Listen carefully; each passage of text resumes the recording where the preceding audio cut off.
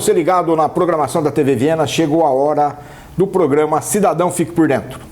E esse programa tem o objetivo de levar informação e conhecimento para você que curte a nossa programação. E você pode nos mandar temas que você gostaria de ficar sabendo ou de ter mais conhecimento através do nosso site ou também através do nosso e-mail que está no rodapé do seu vídeo. E hoje nós convidamos para estar com a gente Felipe Ruri, que é tabelião do 2º Cartório de Notas de Assis, e nós vamos falar de um assunto bastante polêmico até nos veio essa questão, essa pergunta, sobre a escritura de namoro.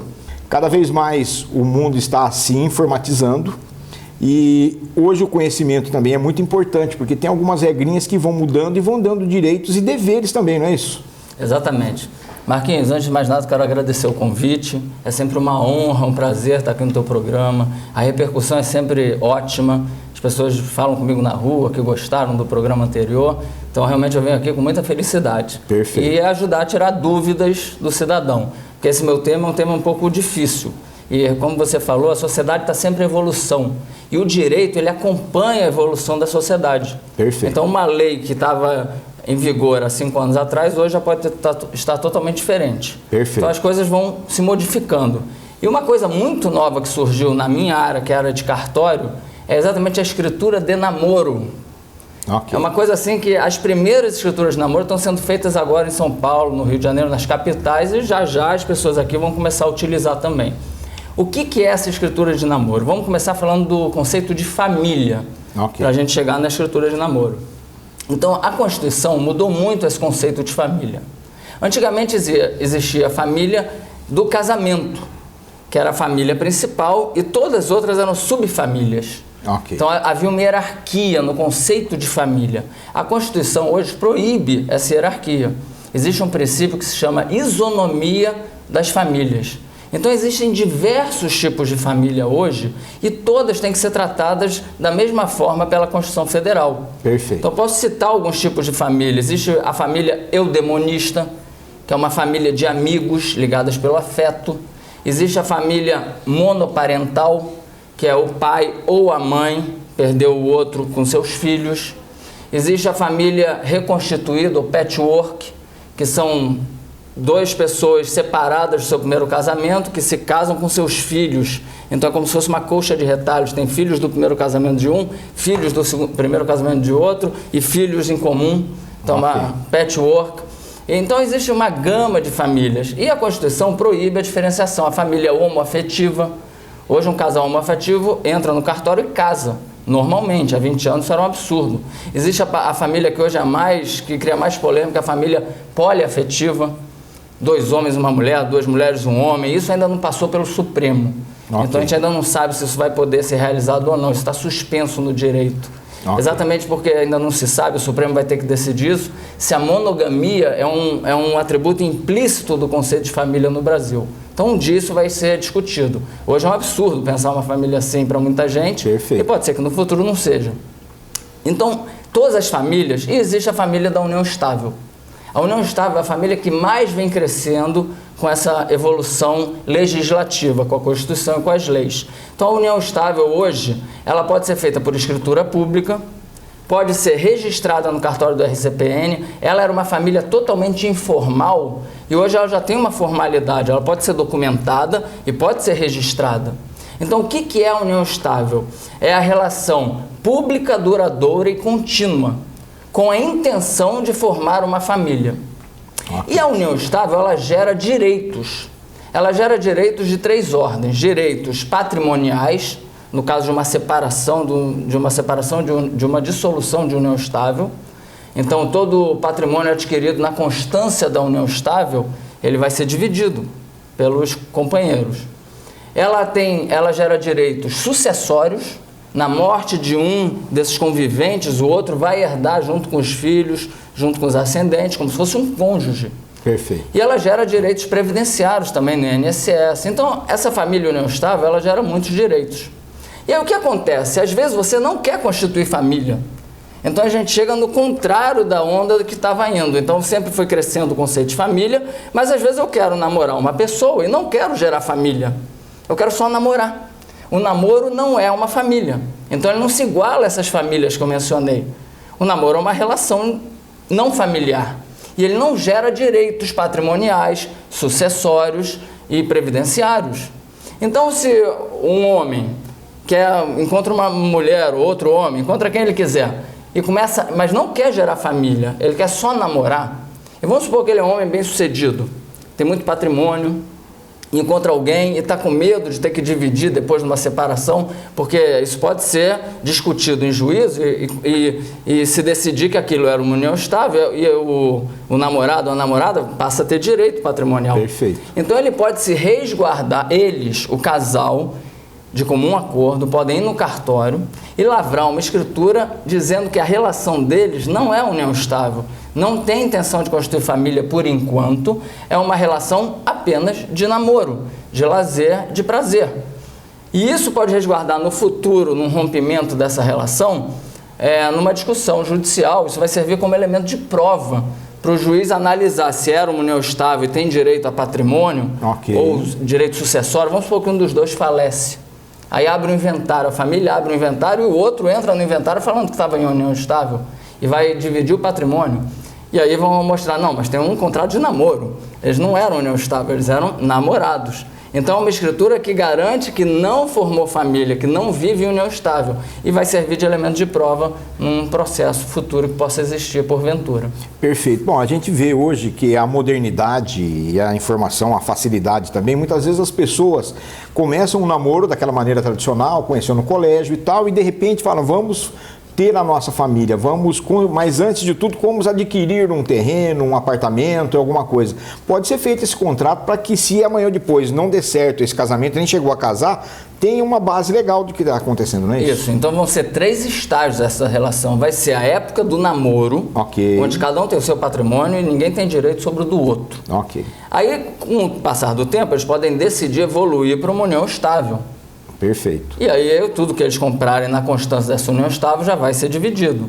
E depois eles podem passar e transformar essa união estável em casamento, se tiverem interesse. Perfeito. Então essa escritura vai garantir aquele primeiro estágio.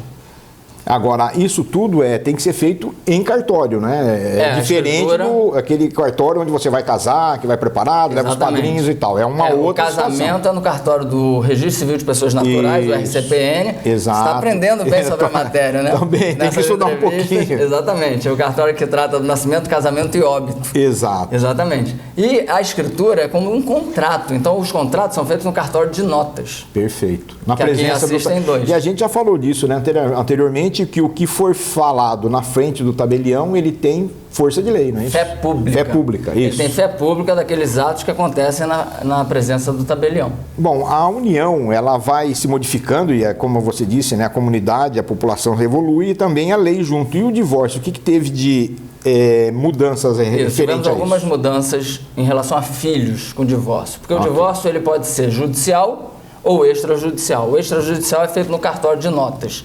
Isso há alguns anos.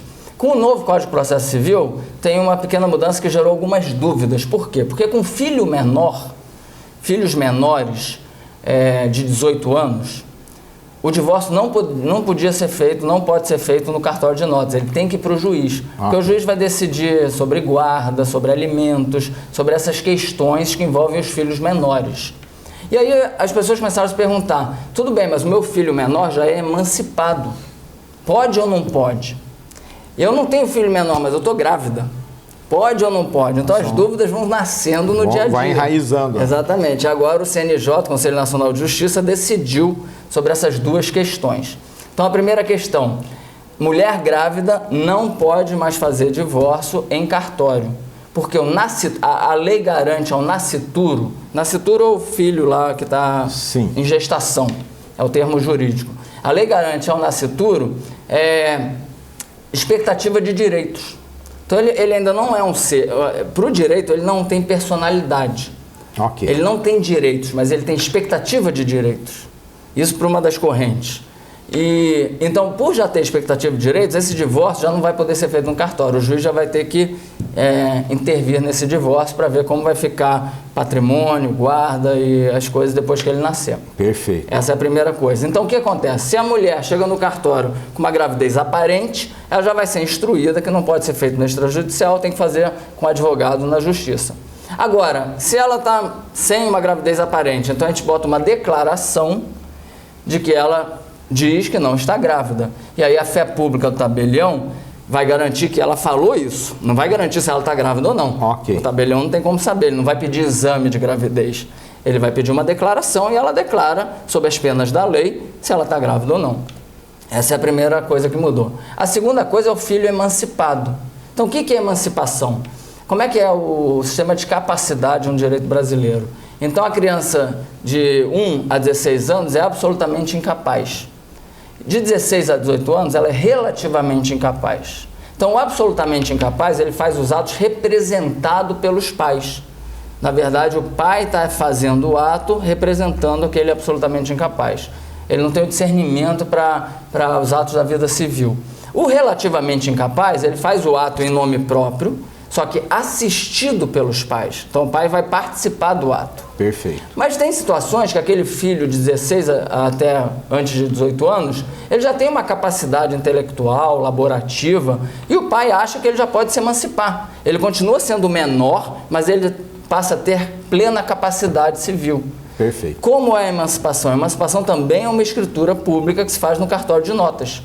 Então, o pai e a mãe vão no cartório com esse filho e vão fazer uma escritura de emancipação.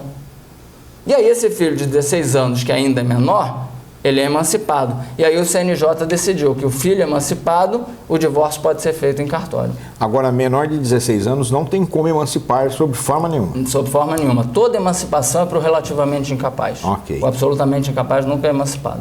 Agora, aquela relação na hora do divórcio, discutir, né, um domingo sim, um não e tal, isso se discute e se determina também nesse momento, então, na frente do tabelião.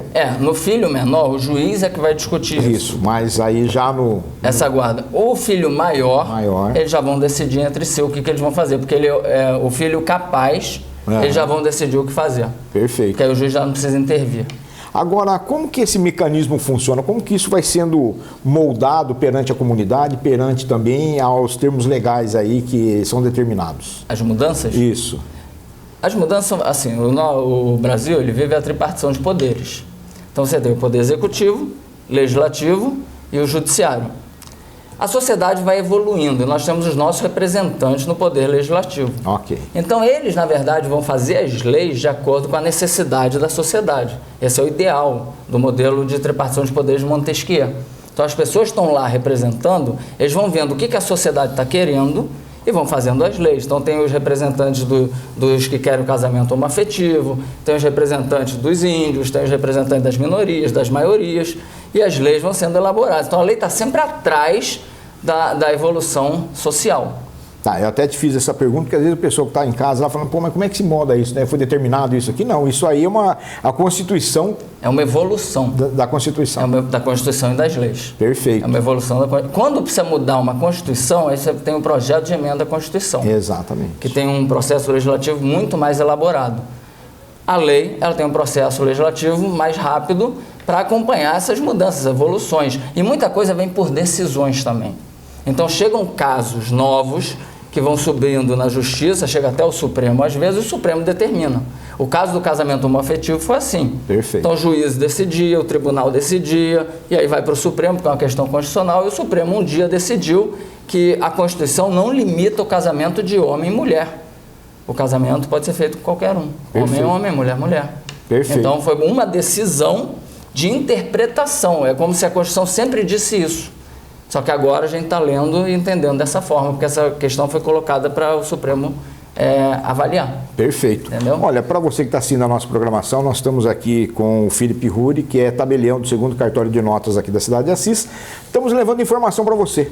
São perguntas que nos chegam através do nosso site, através da nossa página também no Face, ou até mesmo por e-mail, ou até abordando, até na rua, as pessoas vêm nos perguntando, e a gente vai levando para você. Eu convido você a ficar com a gente vai para um rápido intervalo comercial, daqui a pouquinho estou de volta, eu vou trazer um outro assunto também, se não estranho, mas também polêmico. Eu convido você a ficar com a gente.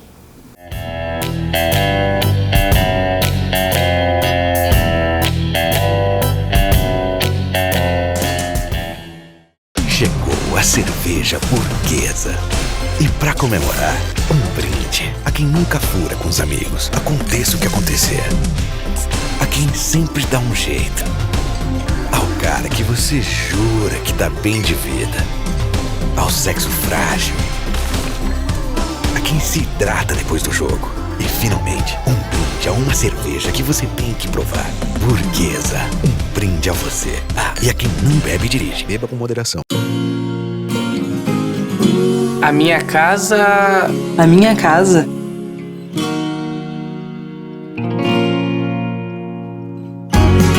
A minha casa tem que ter alegria. Tem que ser sem hora pra ir embora. Tem que ser muito moderna. Tem que ser cheia de vida.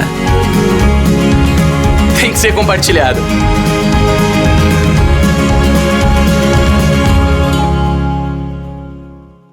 Andorinha, sempre inovando. Chegaram mais 40 ônibus novos, executivos Super Soft, totalmente equipados com tecnologia de ponta, Wi-Fi, poltrona soft e TV. Andorinha, mais conforto, modernidade e pontualidade. Andorinha.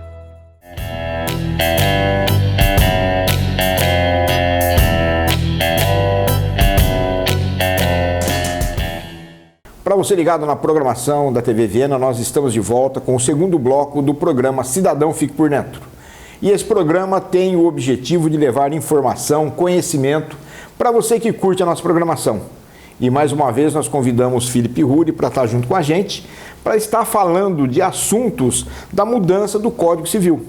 E um dos assuntos que nós vamos falar agora, ou o assunto dessa vez, vai ser a doação com reserva de usufruto, que é uma coisa que tem se tornado também muito popular e até que aumentado o número, porque facilita muito a vida da família quando há a perda de um ente querido, não é isso? Exatamente. Essa é uma escritura muito lavrada no cartório.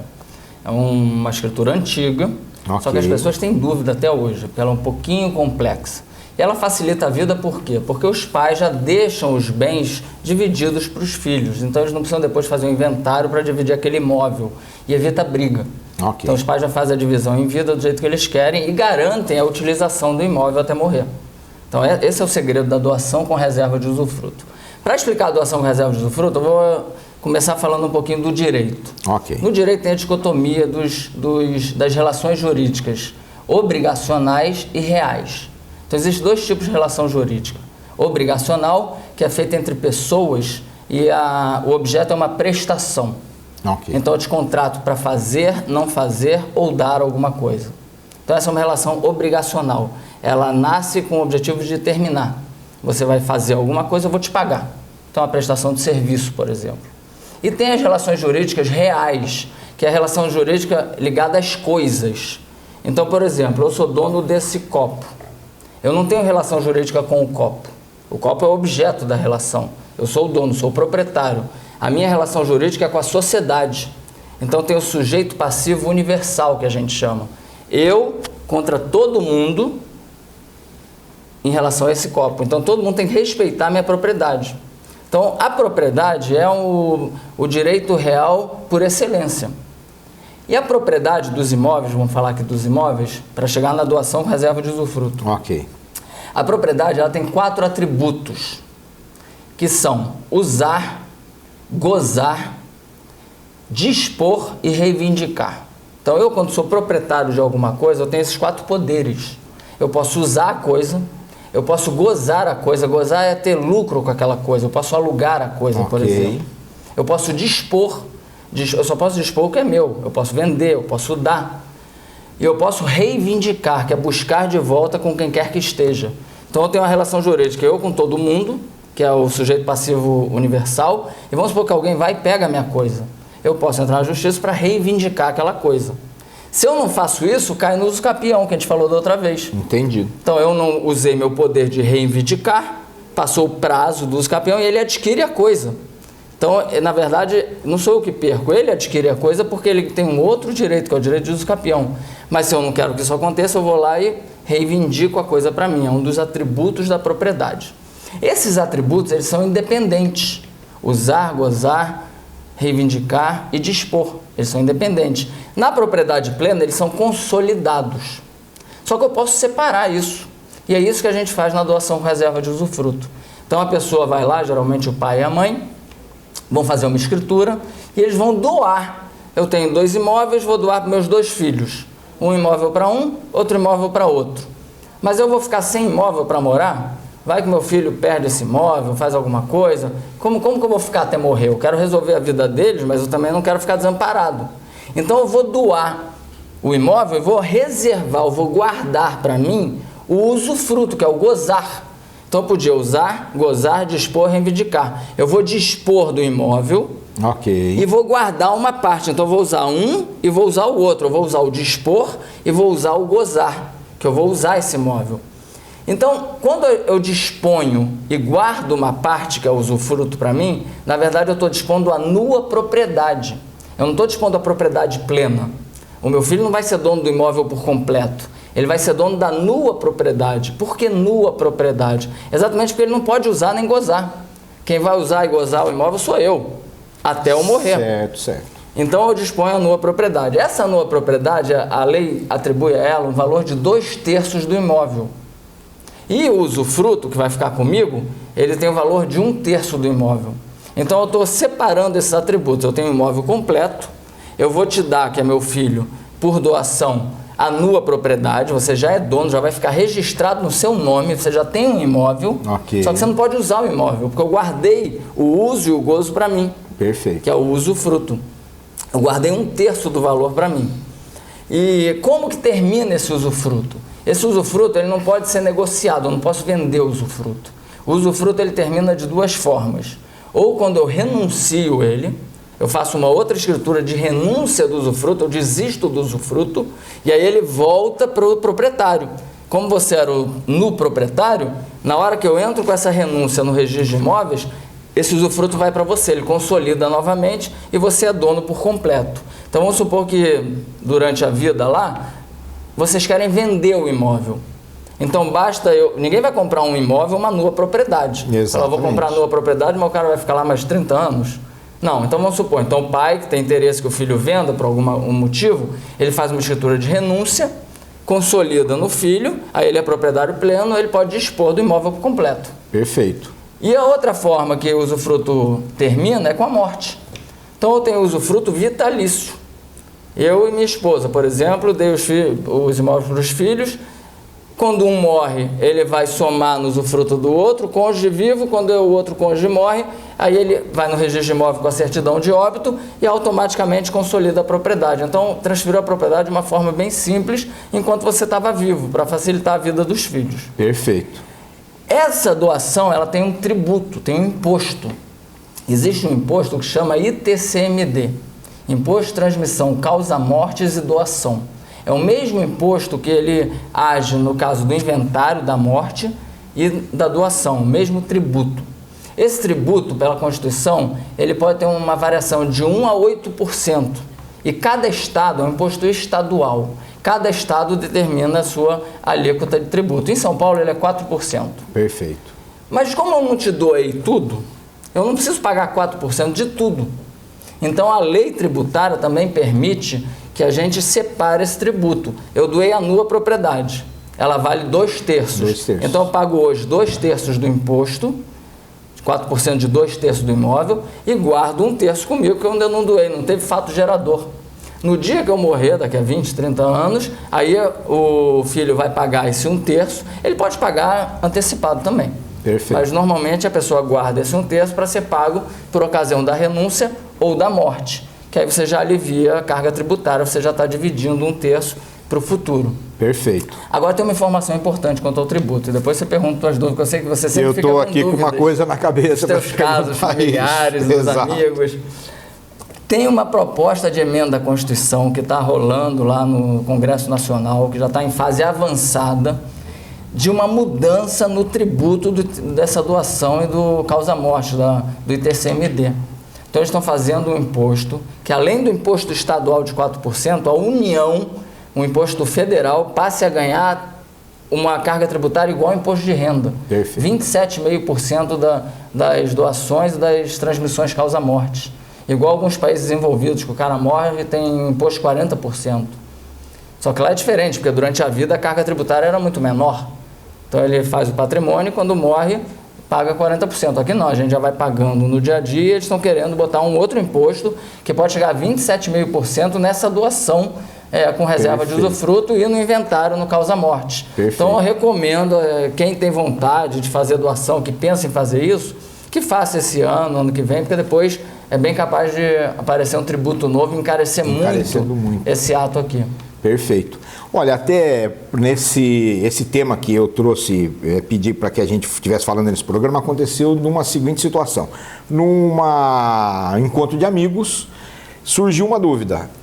O pai quer deixar para o neto o usufruto, a propriedade, para usufruto dele enquanto vivo, do filho, porque o filho ele não tem uma capacidade mental de administrar as coisas. Então o vô, já garantindo o neto, ele gostaria de saber se ele pode fazer isso, doação lá para o neto com usufruto do pai, do filho, né, e o dele. Isso é possível ou não? Vamos destrinchar esse caso. Vamos destrinchar. Tá vendo como o negócio é complicado? Aí começa a complicar o caso concreto. Exatamente. É o seguinte, qualquer um pode dispor em vida de metade do seu patrimônio. Ok.